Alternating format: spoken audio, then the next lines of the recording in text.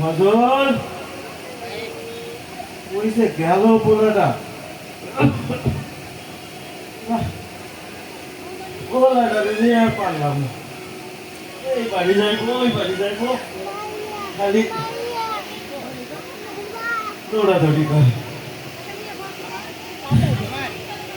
এই বয়সে আর কত কষ্ট করা যায় কর।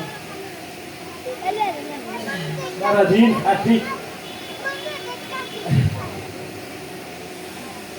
জামা কাপড়ও ভালো নয়, সব ছিঁড়ে গেছে। ওইদিকে ঘরের চালের অবস্থাও খারাপ, পানি করতেছে।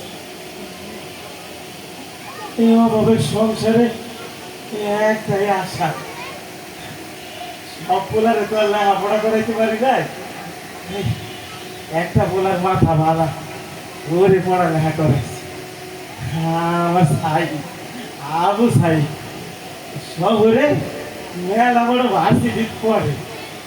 তাই ও কইছে বাজার ও মারা বেশি দিন কষ্ট করা লাগবো না, ও লেখাপড়া কইরা মেলা বড় পাশ দিয়া চাকরি নিব, তখন কি আর আমার অভাব থাকবো।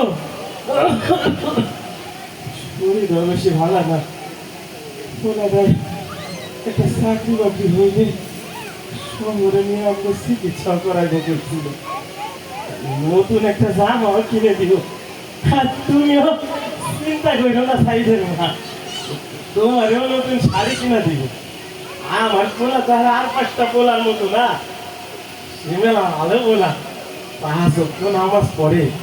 আর এমন মেধাবী পোলা এই 10 গ্রামের মধ্যে পয়সা পাওয়া মুশকিল। মনটা আজকে তোমার ভালো না,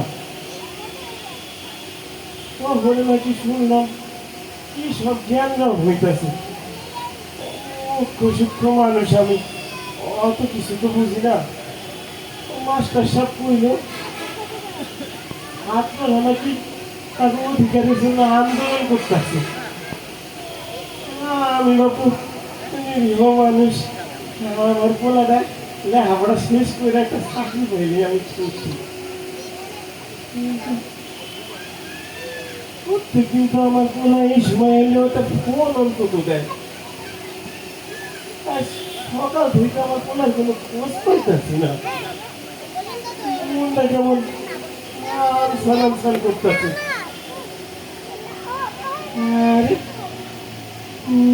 এটা কি গাড়ি না? তেরা গাড়ি ওই সব দেখি আমাকে বাড়ির দিকে আইতাছে। বুঝছি মাস্টার সাহেব কইতো লেখাপড়া করে যে গাড়ি ঘোড়া করেছি।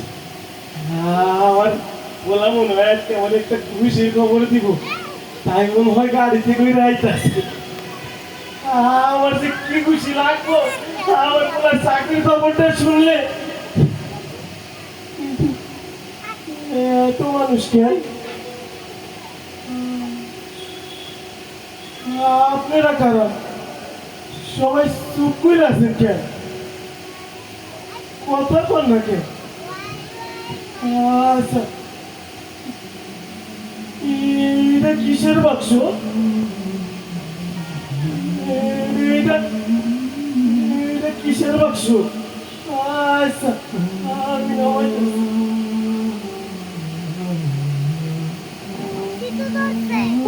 আপনারা চুপ করে আছেন কেন? আপনারা কথা কর, এটা কিসের বাক্স? আমার এমন লাগতেছে কেন? থাকবেন না আপনারা আবু সাইদের বন্ধু।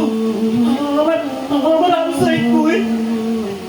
আমার আবু সাইদ জানেন নাই আপনারা? কথা কর। আচ্ছা আমি দেখতেছি, আমি বলতেছি।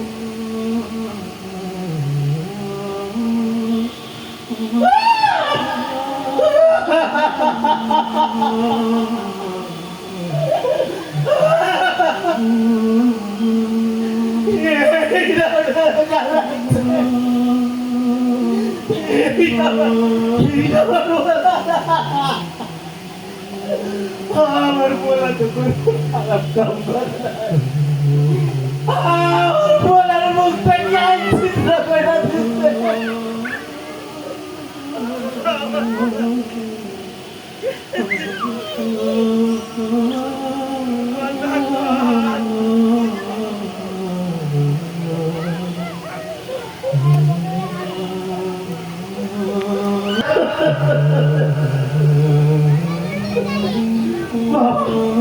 বাবা তুই না খুঁজছিলি আমার তুই চাকরির খবর দিবি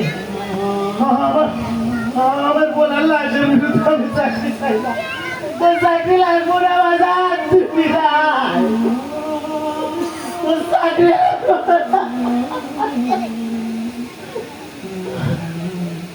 আপনার আমার বলার